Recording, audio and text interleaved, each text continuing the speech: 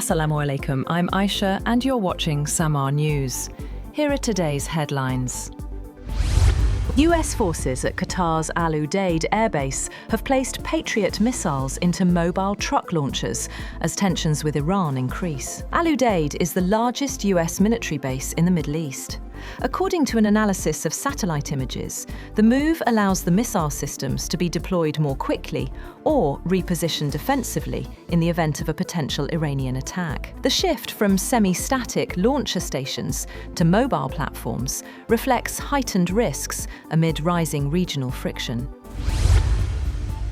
US President Donald Trump is set to host Israeli Prime Minister Benjamin Netanyahu at the White House today. Netanyahu is expected to urge President Trump to expand US talks with Iran beyond its nuclear program, to include restrictions on Tehran's missile arsenal and other regional security concerns. The meeting will mark Netanyahu's 7th visit with Trump since the president returned to office nearly 13 months ago.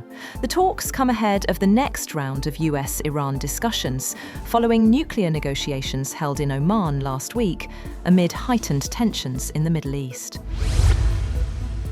US President Donald Trump has hinted at deploying a second aircraft carrier to the Middle East as Washington and Tehran prepare to resume negotiations aimed at preventing a new conflict. Trump said he was considering the move despite ongoing diplomatic efforts.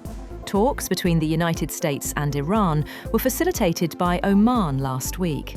Iran's foreign ministry said the discussions helped gauge Washington's seriousness and showed enough common ground for diplomacy to continue. The Kremlin says Russia will seek clarification from the United States over new US restrictions on Venezuela's oil business, amid complaints the measures exclude Russian involvement. Russian officials, including Foreign Minister Sergei Lavrov, have described the US limits as discriminatory and are in talks with Washington over the issue. The US Treasury recently issued a general license to facilitate oil and gas exploration and production in Venezuela, but it does not authorize transactions involving Russian or Chinese nationals or entities. Moscow's outreach reflects broader tensions over energy and geopolitical influence in the region. At least 10 people, including the shooter killed in one of Canada's deadliest mass shootings in recent history, authorities said. 6 victims were found inside Tumbler Ridge Secondary School in British Columbia, 2 at a nearby residence, and another died en route to hospital. The suspected shooter, described as a female wearing a dress, was found dead at the school from an apparent self-inflicted injury. Police said there are no other suspects or ongoing threats. At least 2 others were hospitalized with life-threatening injuries, while up to 25 received treatment for non-life-threatening wounds. Officials confirmed counseling would be offered to students and the community. Tumbler Ridge, a remote town of roughly 2,400 people, has a small, tight-knit community. British Columbia Premier David Eby and Canadian Prime Minister Mark Carney expressed condolences to victims' families. Colombian President Gustavo Petro narrowly escaped an assassination plot while flying with his daughters, officials said. His helicopter was unable to land as planned due to threats from drug traffickers, forcing the aircraft to remain over open waters before safely reaching an alternate location with naval support. Petro, who has faced repeated threats since taking office in August 2022, remains on permanent alert amid rising violence ahead of presidential elections. The assassination attempt coincided with the kidnapping of Senator Ada Quilquio in Coca. She and her bodyguards were safely released.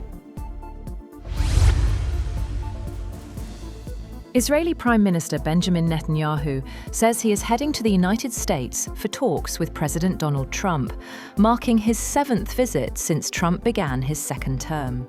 Speaking at Ben Gurion Airport, Netanyahu described the relationship between Israel and the United States as uniquely close and unprecedented, both at the personal and state level.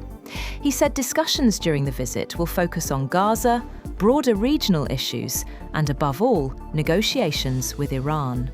Netanyahu said he would present Israel's views on key principles guiding the talks, which he said are vital not only for Israel, but for peace and security across the Middle East.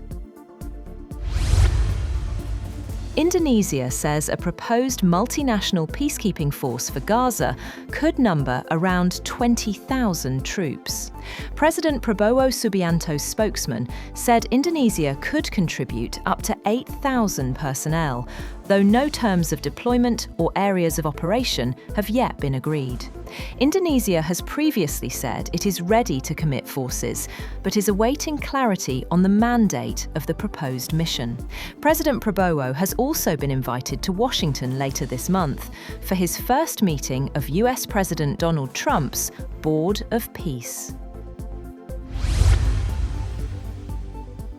A White House official reiterates President Donald Trump's opposition to Israel annexing the West Bank, saying a stable West Bank is vital for Israel's security and the broader peace process. The statement comes after Israeli far-right ministers announced measures expanding control over settlements and religious sites, including Hebron and Rachel's tomb. The actions have drawn condemnation from 8 Muslim-majority countries, the United Nations and European nations, which called the moves illegal and destabilizing. Israel's measures, defended by Minister Bezalel Smotrich, have raised concerns over renewed violence and the undermining of a two-state solution. That's all for now. For more updates, visit www.samar.tv. Thank you for watching Samar News.